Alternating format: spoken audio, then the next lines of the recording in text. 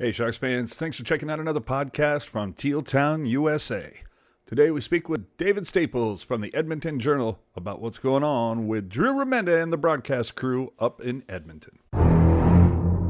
Welcome, David Staples from the Edmonton Journal to the podcast. Obviously, we're here to talk about what is going on with Drew Remenda, that you've broken that he is no longer going to be doing color commentary, being ostensibly replaced by Louis DeBrusque to join Kevin Quinn. Sportsnet hasn't even made an official announcement on this yet. Do you have any other details on this? So it was Jim Matheson of the Edmonton Journal who broke it. I'm a columnist at the Journal. I actually cover politics, but I write a hockey blog called The Cult of Hockey. So it's Jim's scoop.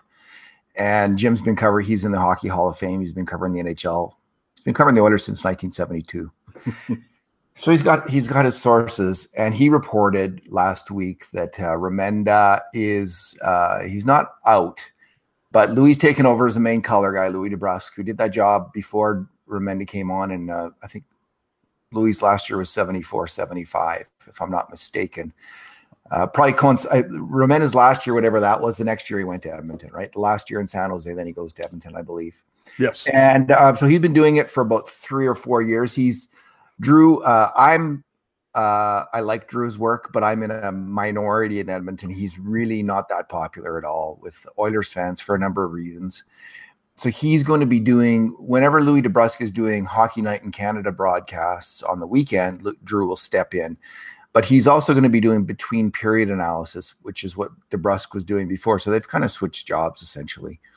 And Drew will still be a big part of the broadcast. He'll give his take in between periods. So we'll see how he does with that and if he can build up his popularity. It's interesting to know that when DeBrusque left that job of color commentator in 2014-15, he wasn't that popular at it, but he got a lot more popular with his between period stuff.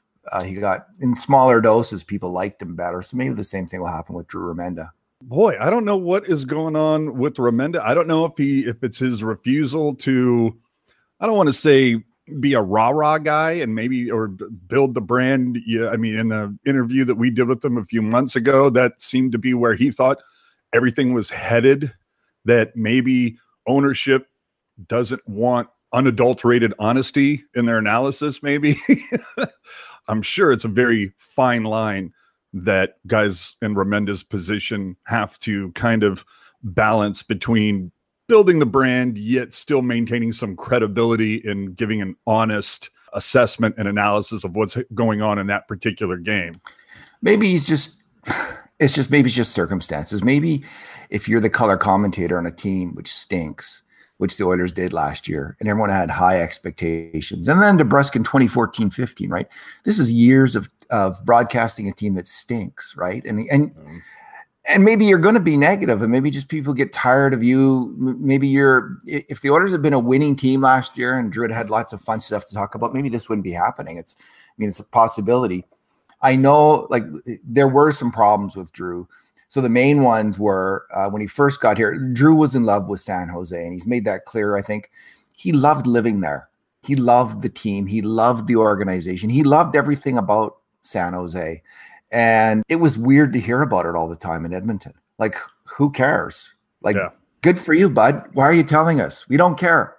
We don't care at all. And so it took him a while to realize that, which was a big mistake, right? Like, he was so attached to your community, which is great, for Drew, but you're not living there anymore. You're on this is Oilers hockey. People are pretty keen about it.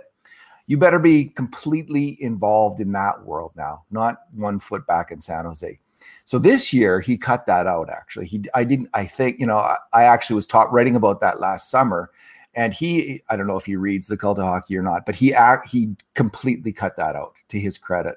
I think his strength is he knows McClellan really well. Yeah. He's an insider. He knows the game really well. I think he's not afraid to criticize players now and then. A lot of the commentators are like, especially the former players, it's like, I'm still on the home team. Like, I'm still part of the team. I'm one of the guys. I can't criticize the guys, the fellas. It is so tedious listening to, and DeBrusque, that was his problem before when he was a color commentator. And I'm not looking forward to it again. Like, unless he is more forthcoming analysts and analyzing the game, the typical thing, there's a goal against. Okay, who made the mistakes? What happened from a technical point of view? A lot of people say, well, we all know hockey. We don't need to know that. No, actually, this can be kind of complicated, exactly what went wrong in a hockey game to allow goals against. It's not obvious always. Someone like Ray Ferraro is brilliant, looking at a play and in a moment ascertaining exactly what went wrong, who did it. It's a hard thing to do. And I don't think actually a lot of the hockey commentators can do it, is the truth. Even though they've played NHL hockey and know the game, they're not able in a moment to look at a play and do that kind of work. But Drew's not bad at it.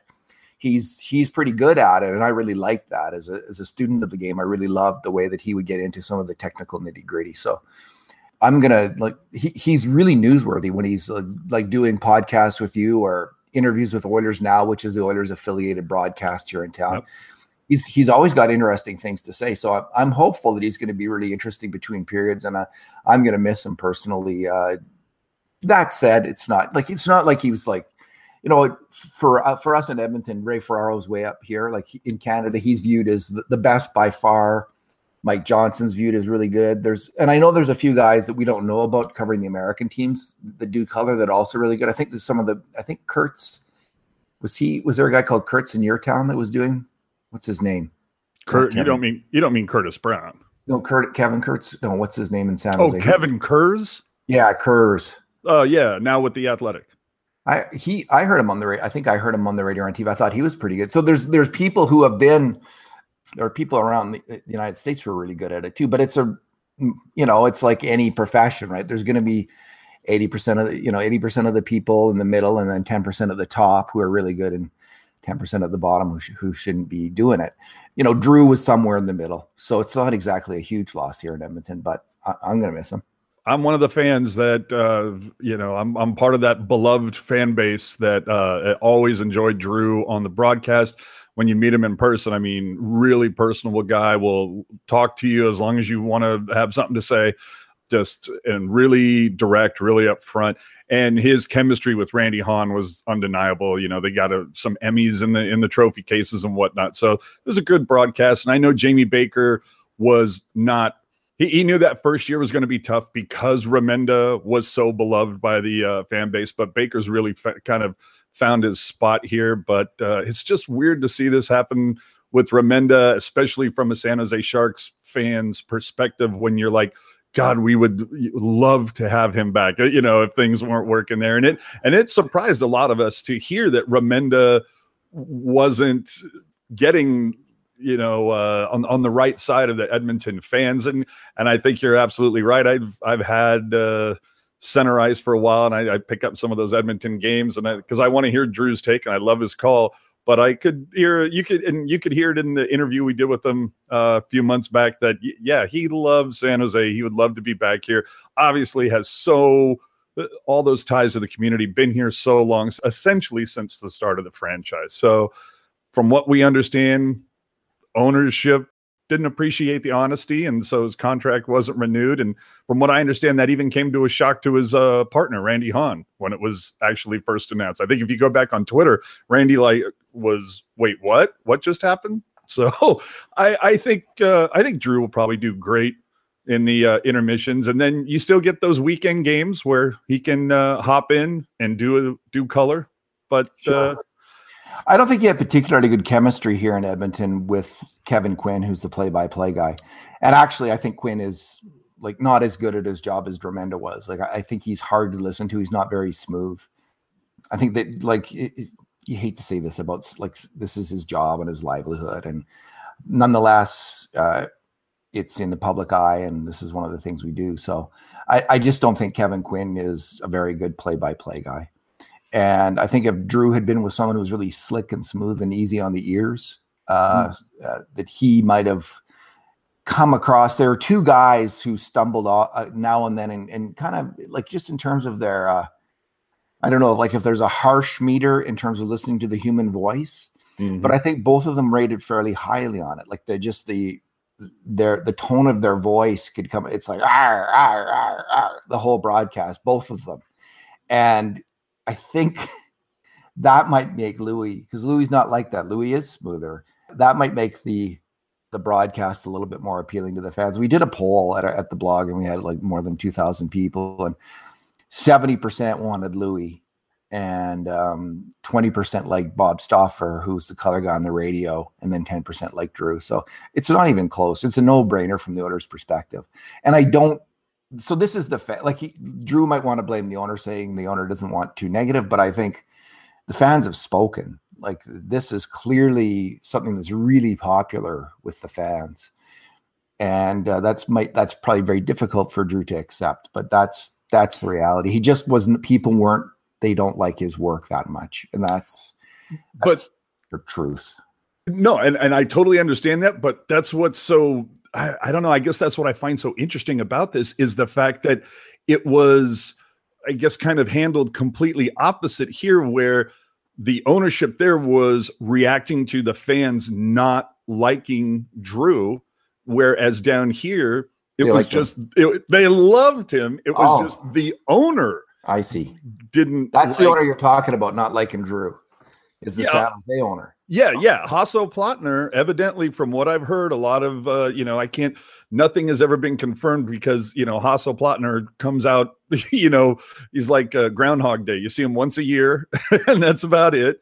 He doesn't do anything with the media hardly at all. I think the last time he's done anything media wise was during the Stanley Cup final in 2016. So you don't see the guy, but tons of rampant speculation that it was Hasso that said he was the one that made the call because his, the owner's sitting in Germany and he's streaming games on TV and he's going, geez, I pay this guy's salary and he's slagging my team all the time. And it didn't matter that the fans absolutely loved the guy. It was ridiculous. There was this huge push to get Drew to go on to Twitter. And I think it lasted for about 3 weeks. And he's like, yeah, I don't need this in my life. But just because he didn't want to deal with it. Whereas Randy is very active on social media. Drew Remenda, the radio play-by-play for the Sharks, is pretty active on social media as well. But Drew, that was actually kind of a running joke on broadcasts, about not being on the Twitter machine. Speaks to his wisdom if he wants to stay off Twitter. Yeah. So it sounds like people there, you had a great team. You've had a great team for a long time. And so criticism of a really good team may go over a little bit better. It is a different kind of fan base in San Jose than Edmonton. It's probably more newer fans. So I don't think he was overly critical. I have never found him that way, honestly. In fact, I find him, I think what might actually make him unpopular is he stands up for unpopular players. So in Edmonton, there's a real tendency to run players out of town, to turn against players. It happened recently with Justin Schultz. It was happening with Jordan Eberle. These huge, loud, angry factions of fans. Now, Drew didn't like Eberle, but he supported Justin Schultz's game, would say positive things about him. Chris Russell is another player he would stand up for continually. And I think that, as much as anything, in truth, is what soured him with many fans. They just hate these players. So Drew standing up for them really made them mad. And he's kind of forceful in the way he stood up for players. He wasn't quiet about it. Like he would be pretty positive. So maybe I like those players, so I'm good with what he was doing. So maybe that's why I'm more of a Drew Remenda fan. I think I would like to see kind of the next, like if you did one of those charts where the circles meet, like between people who hate Chris Russell, Venn diagram, between people who hate Chris Russell, Justin Schultz, and Drew Remenda. It would almost be 2 circles over top of each other, 3 circles over top of each other. What was Yakupov another guy he had an issue with? Yeah, he criticized him for his practice habits. I mean, I think it's pretty clear Neil Yakupov is I think Remenda was spot on. Lacked hockey IQ and not NHL caliber hockey player because of it in the end, weirdly, for someone who just absolutely destroyed it in junior hockey. But happens now and then. Well, it's going to be interesting to see how this works out. I'm definitely going to be paying attention to the Oilers broadcasts and see how he does during those intermission spots. We have for our intermission spots out here for the regional network, we have former player Curtis Brown typically And occasionally you'll see a couple other former players, whether it's Kyle McLaren makes an occasional appearance every once in a while. And Kevin Kurz, as you mentioned earlier, used to be part of that, but that was when he was basically the kind of the beat guy for the regional sports network. But now that he's transitioned to the Athletic, you see him on NHL Network now, but you don't see him on the regional sports network anymore for some reason. Yeah, I was seeing his analysis when the Oilers played the Sharks in the playoffs, and I can't remember where it was, but I just remember being impressed with the guy and thinking, man, he knows a lot about what he's talking to and is giving some interesting analysis. So, there's actually a faction of fans here that give him a lot of grief. And I think sometimes because maybe Kurz can be overly honest on certain things, or they just not looking at everything through the teal glasses. And San Jose has definitely had their share of players that a good amount of fans would like to see leave town as soon as possible. Mikkel Bodker being the last one. You sure found an elegant way of getting rid of him. The GM did. So get credit to Doug Wilson for that, to get rid of that contract like he did. Absolutely. I can't remember the details. Just like, oh man, how did he do that? How did he shed a contract? Because I knew from watching San Jose last year that this is a player who was on the outs and not living up to his contract. So, well, and if you look at it, we ran the numbers and we're looking at it just based on a historical thing that Bodker with Arizona he would have up and down seasons where it was 51 points one year, 26 the next year, 51 the next year. And so his first season here, I don't know if it's that he is not jiving with DeBoer's system. Maybe he's not as defensively aware or responsible as he needs to be. Of course, he had that first season was very down here for him. And then it was also the case of they couldn't really find him line mates. Then you're thinking, well, the following year, this will be the bounce back. He still just could not find the rhythm, even though in preseason Kevin Kurz pointing out that he's, tried to change his game a little bit to jive more with what the Sharks are trying to do in that system. And it's still, he would have just little blips, he'd have a good week and then 3 not so great weeks, and he'd have a good week. And then that was definitely a lot of people, especially coming in after these playoffs, going, oh my Lord, 2 more years of Bodker, really? So yeah, kudos for Doug Wilson to figure out how to get rid of those last 2 years.